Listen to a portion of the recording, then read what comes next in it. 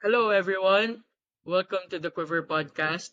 As you can see, dalawa lang kami ni Vic. Yeah. I'm Brian and I'm joined by Vic. So today, dahil Holy Week break, pag-uusapan namin hindi muna yung volleyball kasi sa April 23 pa yung laro eh.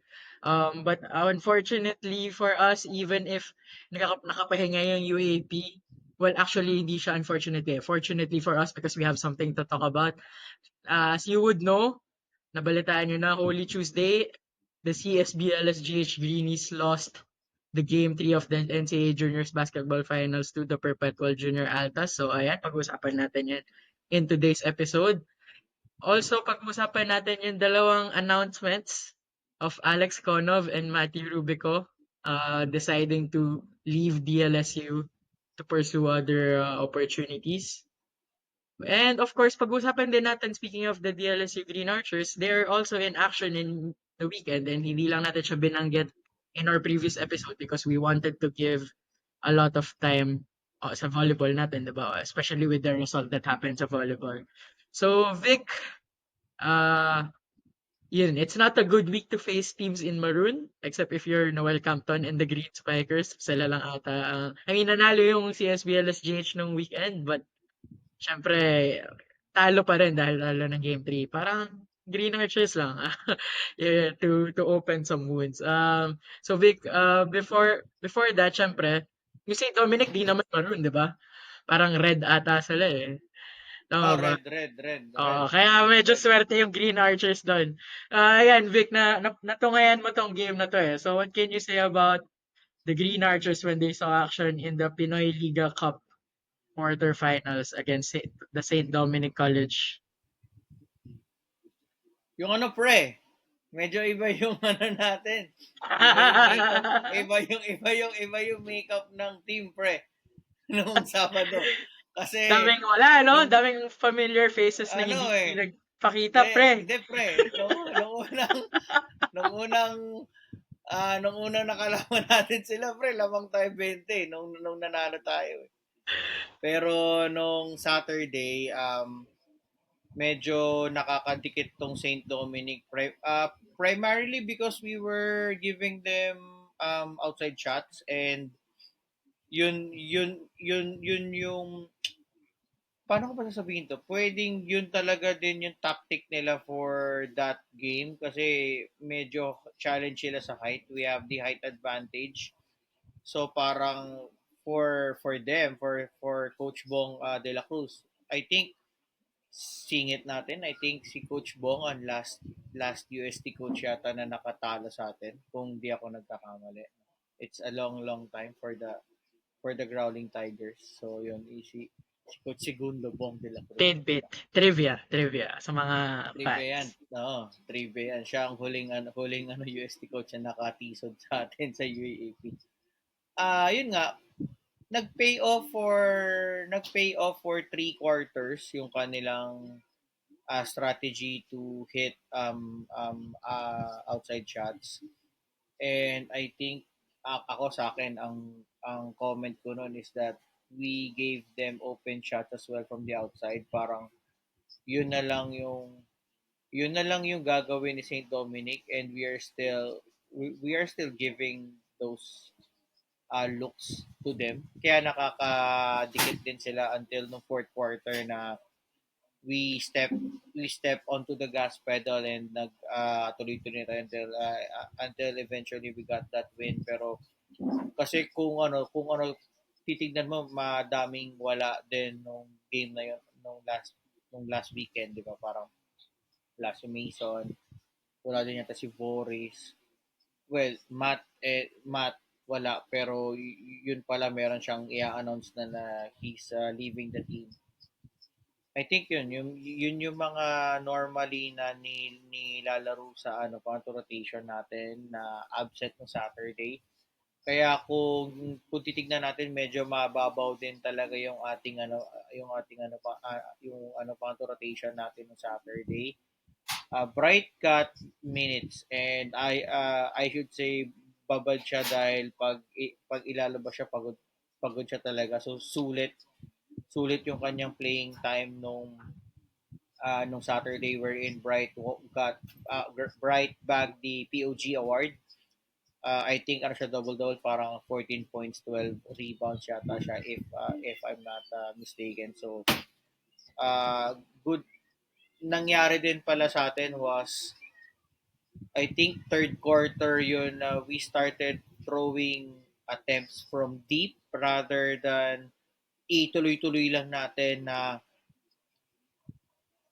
stick it by scoring inside. Siguro dahil ewan ko, probably because Saint Dominic's perimeter shots are going in, so parang na-challenge tayo na try nga rin natin na tumira sa labas, baka sakali maka-shoot. Kaya lang yun nga, we deviated from our game plan na bakbakin lang natin sa loob since we are the taller team than Saint Dominic. So eventually naayos naman siya no fourth quarter, and route to a uh, good win over Saint Dominic, and will face AYAC sa semis as AYAC beat si ano pa to Guangming College on their ano pa to rubber match uh, last Monday, kasi I think sabay din tayo ng laro yata nung sa Sabado. Pero Saturday may then twice to beat Saturday advantage yung EAC. si A.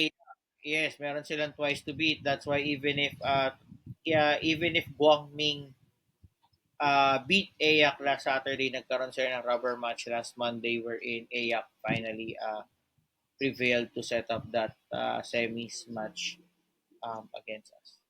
Sana manood si Dr. Lorenzo C. Lorenzo. Oh, Idol idol yan. natin si AYAC yan. Idol natin si AYAC yan. Pag nakikita yan sa telecast, uy, si Dr. Lorenzo Bueno ang ano natin. Oo. Araw natin kompleto na. Kumpleto na ang AYAC. Yun, kumpleto na yung AYAC game pag nakita mo si Dr. Lorenzo Lorenzo. Yeah, it's always a nice sight to see. Speaking of nice sight to see, grabe yung medyo pinag-usapan yung dunk ni Luis Pablo, no? But I guess that just illustrated the difference in height kasi dalawa yung challenge, but unfortunately for the two Foul of pa them, nga pareho yung silang challenge eh. Foul yung challenge eh. Kahit sa sumabit, angle ano? ng slow-mo eh. Tapos, ang masaklap, si Pubs pa yung tinawagan ng technical instead of Oo, kasi calling parang a... ano eh, no, may parang after dunk, ano sila eh, moment, akala siguro nung ref nagyayabang siya. I mean, ano yun eh, instead of calling a foul dun sa nang hack kay Pubs, baliktad pa eh. So medyo hindi I mean it's one of those unfortunate moments sa game ng Saturday, kasi yes, it's a highlight dunk pero sayang kasi dapat ano yun eh. Plus Dapat one sana. Free dapat throw end one practice ni yun eh. Pablo Biglang yun. I mean instead of end one naging ano pa siya, naging Na minus one ba? pambihira. Na-convert ba yung Oo, technical dahil free throw? di ko na maalala if the technical free throw was converted, pero labo talaga no. Hindi ko Yeah. magets yun bakit si Pabs yung tinawagan ng technical. Well, let's hope that whoever officiated that game, either matuto sila kung babalik sila sa UAP or wag sila maging official sa UAP. Speaking Yes, of UAP, syempre two of our players join a growing list of players deciding to forego their eligibility with DLSU. And itong dalawang players na to, slightly come as a shock kasi syempre first year pa lang nila, unlike sina Raven, CJ, Kevin that already have some years in them. So it's Matt Rubico and Alex Konov as we mentioned earlier. Si Alex yung naunang nag-announce. I think he did this announcement around the weekend. And then Matt is fresher just this week. So ako muna, I just want to say na the way I regarded these guys, alam ko na kaya pa sana nila mag-contribute. They won't be the first names on a starting five or even either minutes nila, hindi assured, but I saw some potential in them eh. Kaya nila mag-contribute. Of course, Konov, we know his range. Once he got settled in. Ang concern naman natin sa kanya last season, that's why he saw limited minutes kasi hindi siya nakapag-settle in eh. Ang late nung correct, arrival ng preseason and correct. obviously that's gonna make you lag and ahead na sa'yo yung mga nauna. Even if magaling ka, syempre you have to play to a system eh. Oh, I guess. He needed that Mag-a-adjust change in ka pa time. rin eh. Oo, hindi mo kaya yan. Siguro revolutionary yun. Kung kagaya mo si KQ agad, tapos yung sa'yo na yung ikaw na yung magiging system, siguro yun lang yung exception. But we know that apparently hindi naman siya ganun pa yung pull niya. And obviously playing from the US to the Philippines is also a different style. Not necessarily saying na dahil magaling ka sa US or kaya mo na sa US. Syempre, you also have to familiarize yourself with the calls, with the style of play of your opponents, ganyan. So, Correct. ultimately, it's an unfortunate thing na late yung dating niya and now that he could have had a head start already this season, he evaluated his options, syempre, as we all do, di ba? In life, we evaluate our options and yun nga, he decided na it's no longer his best interest to stay in Lasal. So in that regard, good luck sa'yo, Alex Conov. Wish you all the best. Even if you return to the UAP, basta wag lang sa Diliman. And then Yeah. obviously with Rubico, ito actually dito ako mas nanghinayang ng konti because I think Matt Rubico, a follower of the podcast on Instagram as well.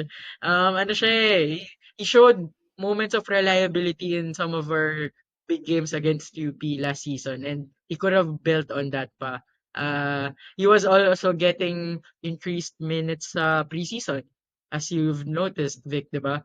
I think he has the chance to be the second point guard or even parang role player in a way na i-assign siya dun sa playmaker to hound him and then to create on the fast break, ganyan.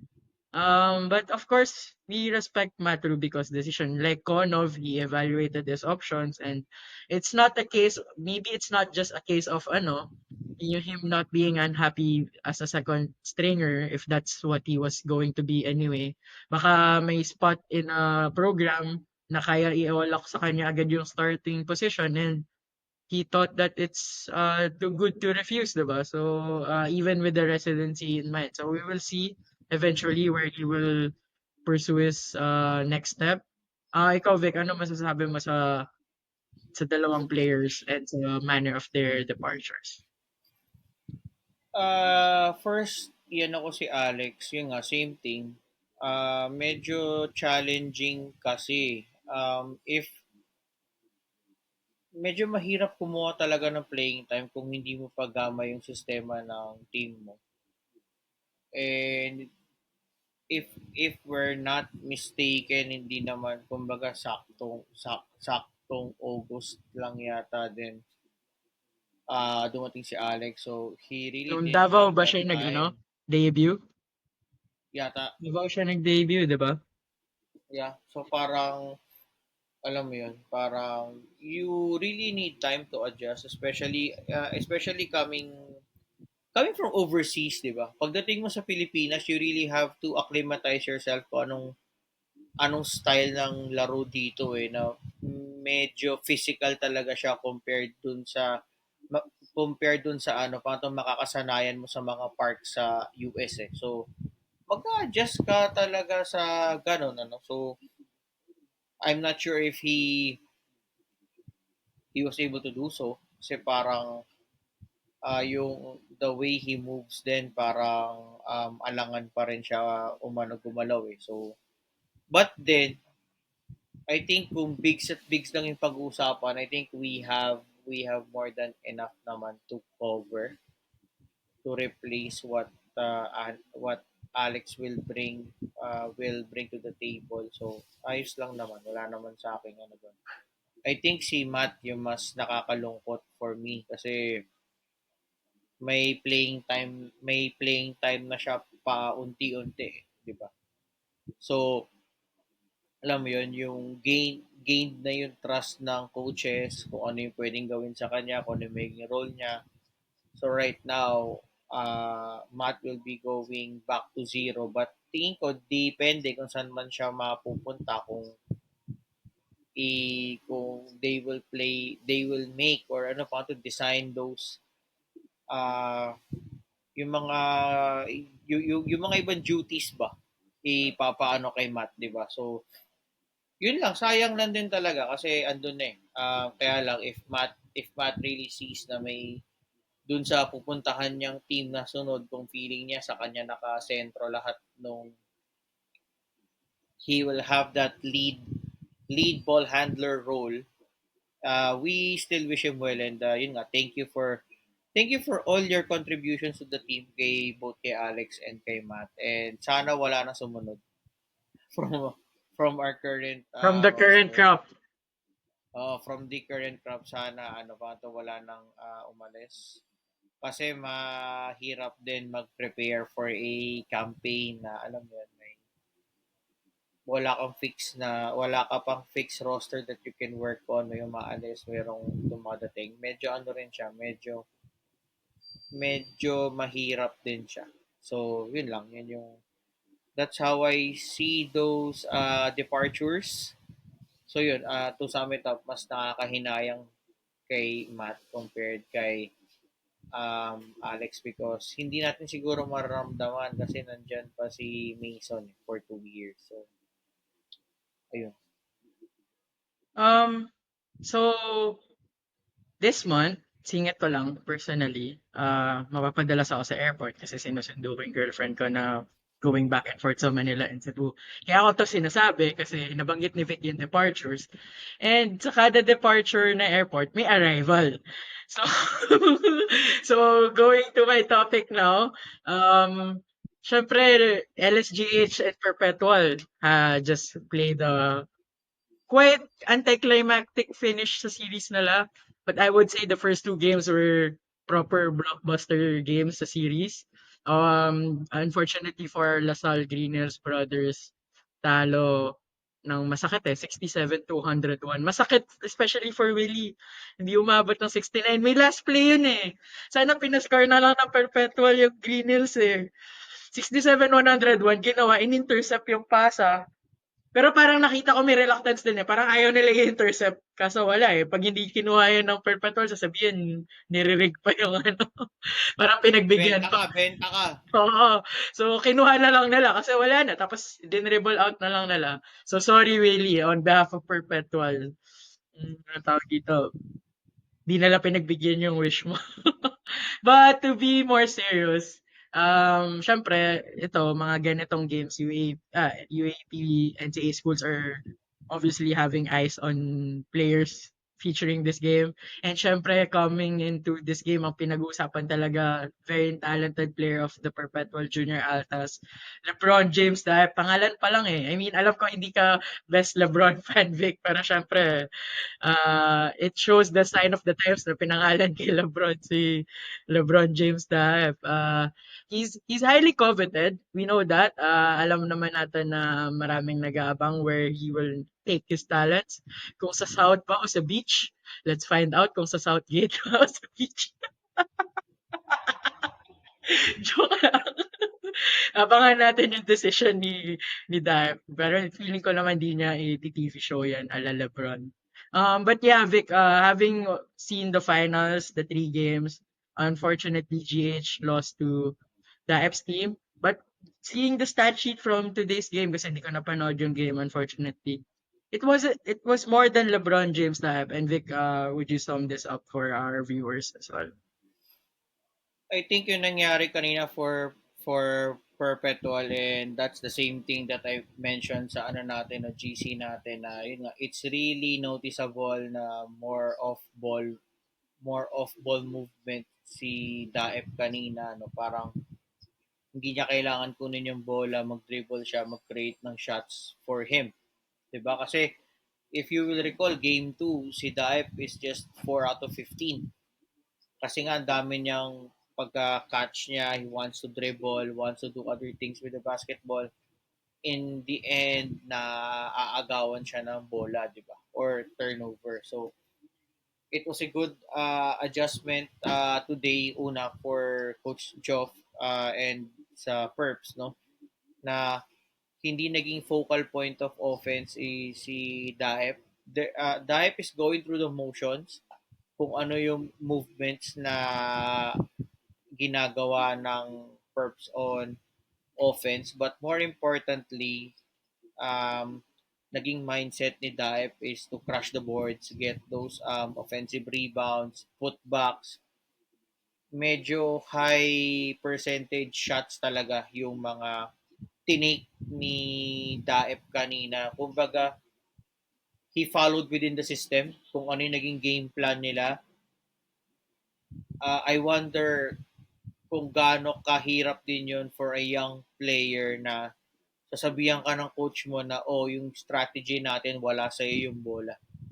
If you want to score, you need to work hard and get those points and get those baskets for you. Parang hindi siya ganun kadali for a league MVP at that, 'di ba? Parang tapos sabihin sa na basta pag nakuha mo yung bola, iyan mo na kagad yan, wala nang dribble, parang ganun eh. So, I wonder how the accepted that and pero yun nga, kudos talaga kasi tinanggap niya, in-embrace niya kung ano yung tactic nila for game 3 na yun nga wala siya halos di niya halos nahahawakan yung bola if he gets to score points kailangan yung sariling kayod dribbling the basketball and pag-atake Daep channeled it in another way ng game 3 na hindi sa bigla niya na-realize siguro na ay hindi ko naman pala kailangan gawin ay dribble yung bola hindi pilit lahat ng tira eh. I mean I can be a decoy for the team and help score points. So, unlike sa ano naman, sa Green Hills naman, I think ang naging change ng Perpetual is naka box and one sila kay Kines nung first half. They just dared LSGH na hindi. Aalisin namin si Jillian. Let's play 4 on 4. Yun yung ano kanina, yun yung naging team kanina na let's play 4 on 4 and unfortunately LSGH was not able to generate points that much nung nag 4 on 4. So yun din similar thing din ano if we will mag-jump lang ako a bit yung final series ng DLSU against UP for this season 87, di ba? Parang they just yung mga ibang players hindi maka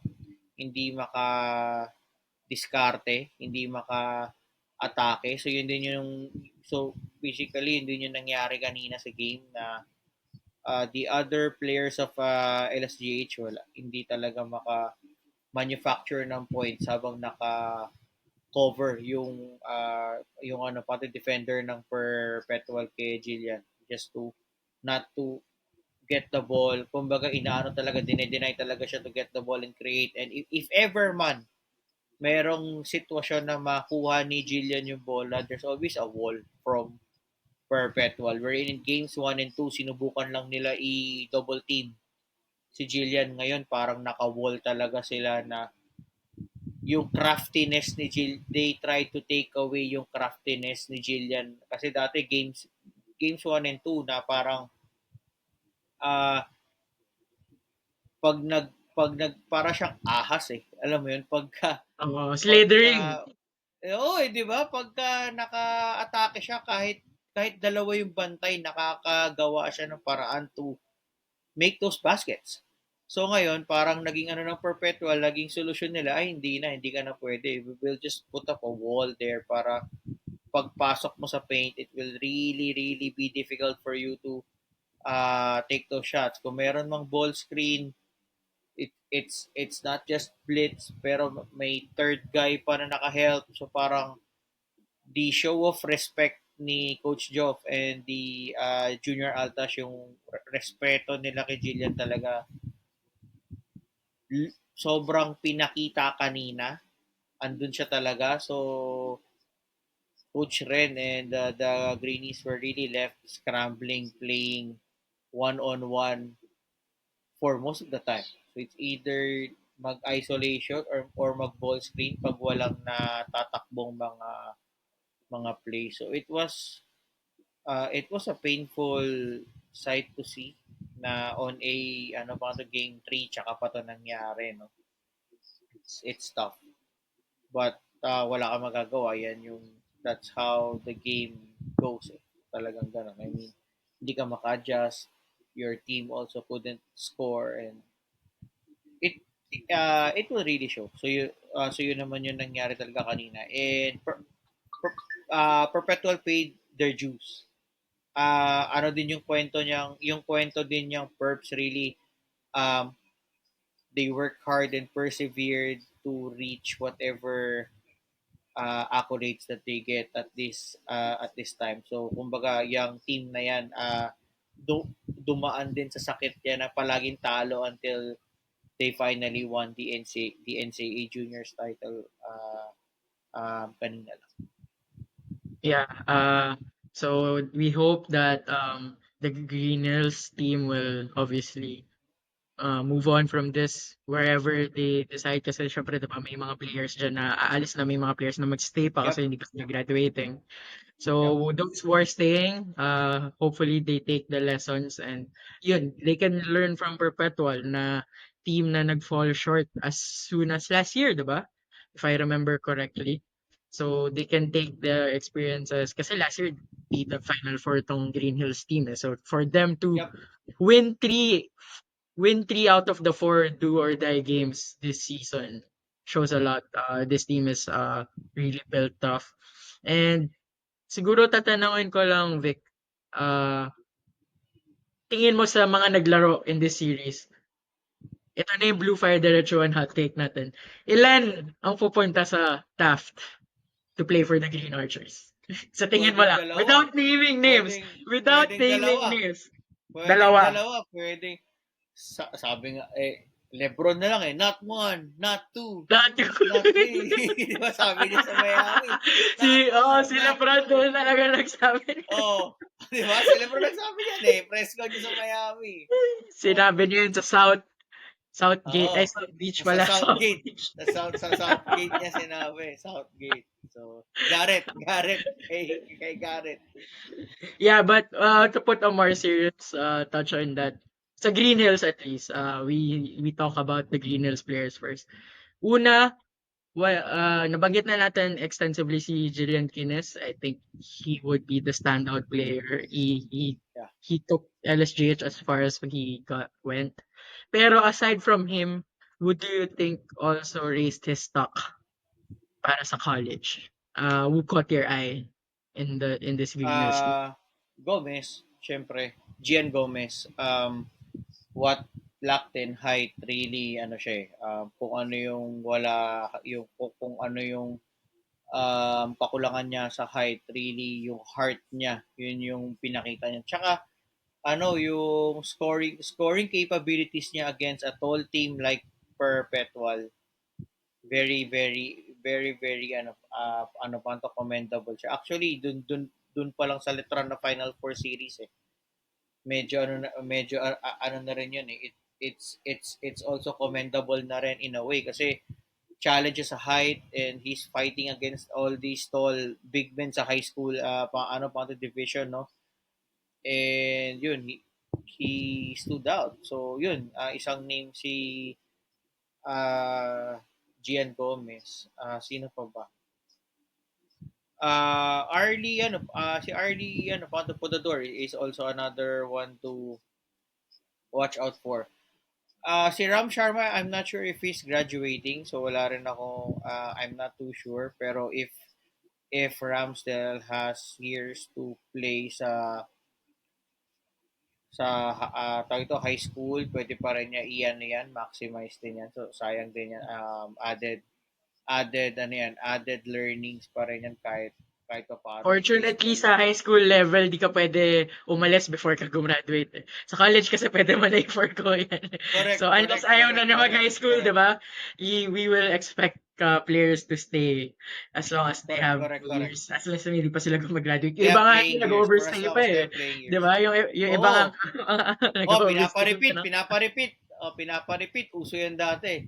I mean hindi yung mga nakikinig sa atin baka meron ng may mag-dispute na Vic hindi na 'yan ginagawa ngayon kasi nung panahon ko medyo prevalent practice 'yan na pinaparepit ka ng year para may extra playing year ka pa sa high school. Minsan nga, hindi na kailangan isadyain eh. Kasi hindi pumapasok yung bata. So, repeat ka na lang. Bagsak, bagsak talaga, magre-repeat ka, pasensya na, parang gano'n.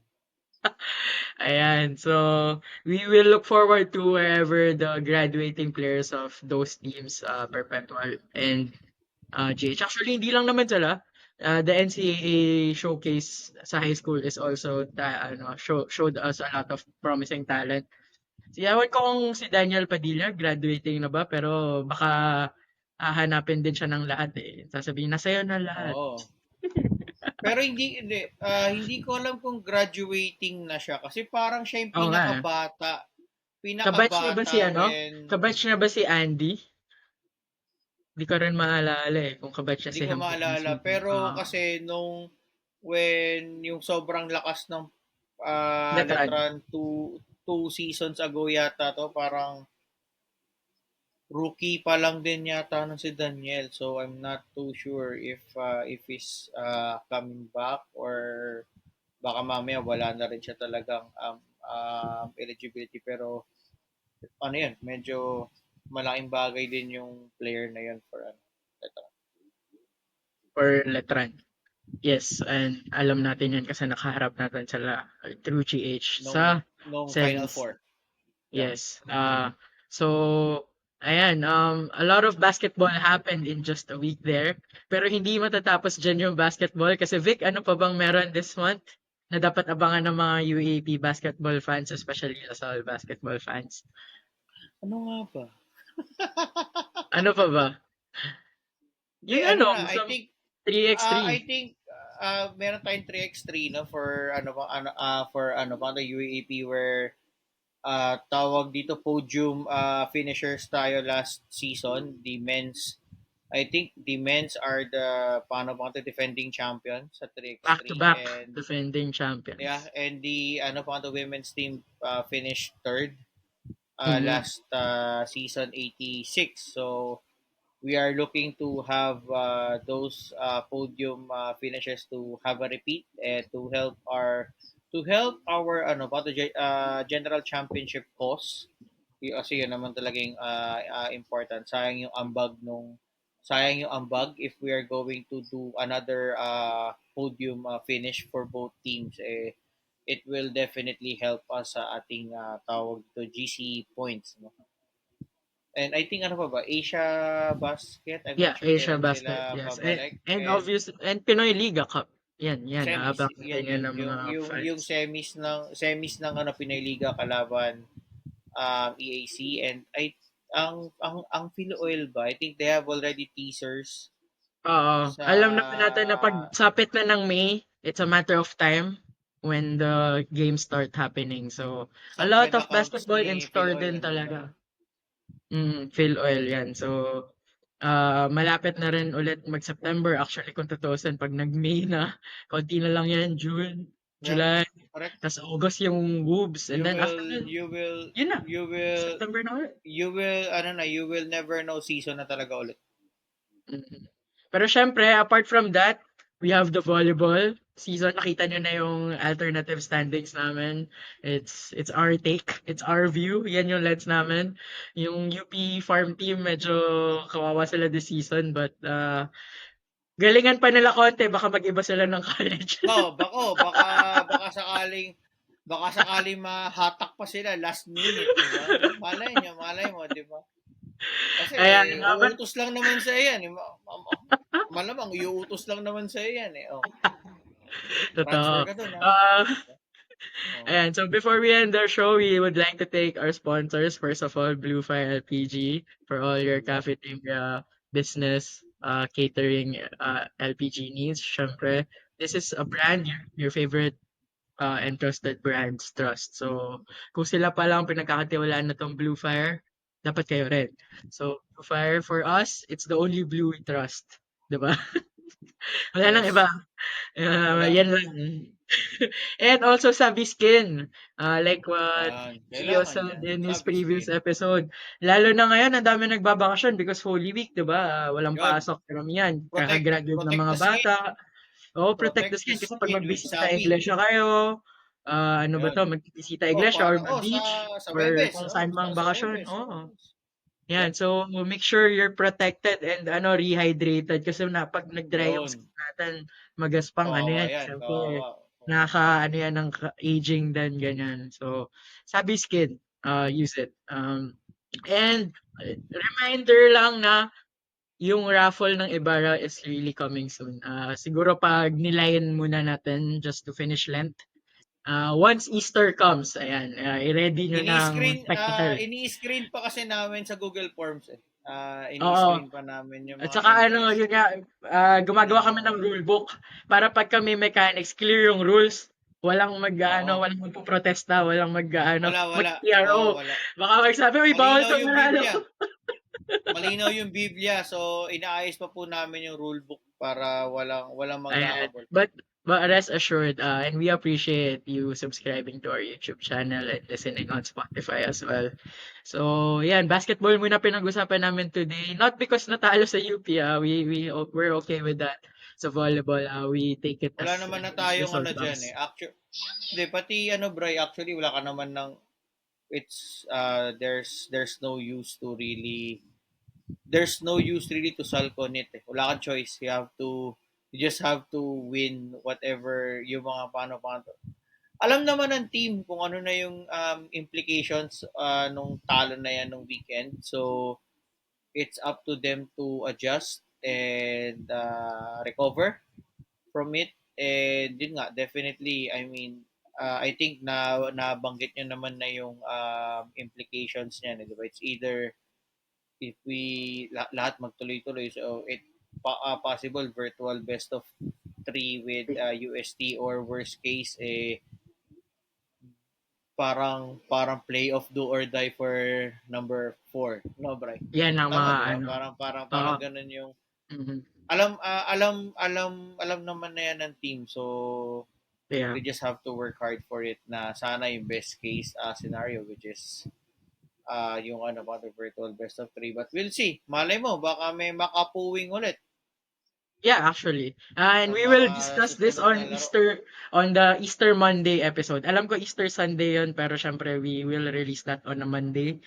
Ayan, so pag-uusapan namin yung Adamson preview and also a touch of UST UP preview kasi mabigat yung dalawang games na yan eh. Those are crucial eh. Mauna yung UST UP and then syempre whatever the result there will have an influence din sa Lasal Adamson. Ano eh, undeniable yan. Kahit sabihin ng players na, di namin pinapanood yan. Malalaman at malalaman din nila yung nangyari. And for sure, they have at least one eye there.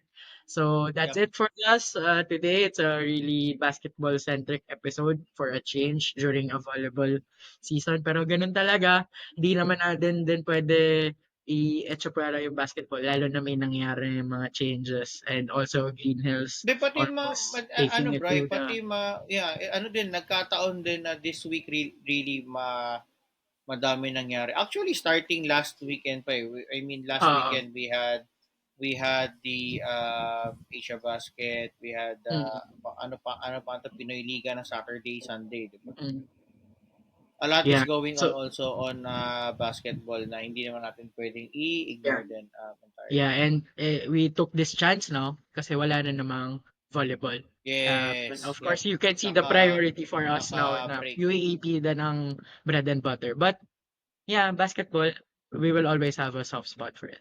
So, ayan, thank you for spending your Holy Week with us. Hopefully, when Yeah, you're yun. listening to this, umabot kayo Oo sa nga. part na to, you Easter are na pala. having a safe travel sa Visita Iglesia or having a Yeah. solid Good Friday or enjoying your Black Saturday. Puwede rin while doing an Easter egg hunt. It's really up to you when you listen to this kasi But available to naman ano, siya on demand but yun nga, make sure to yun nga, rest, recover, and and nourish the reflect. soul. Sabi nga nila, Yes. nourish the soul. Ito yung time to nourish, to recharge pagkabalik ulit ng ating normal lives on Sunday or Monday. Ayan. So there you have it. That's it for us. I will really say it now. And as we always say, Vic, Alim na sal, LeBron, Jillian.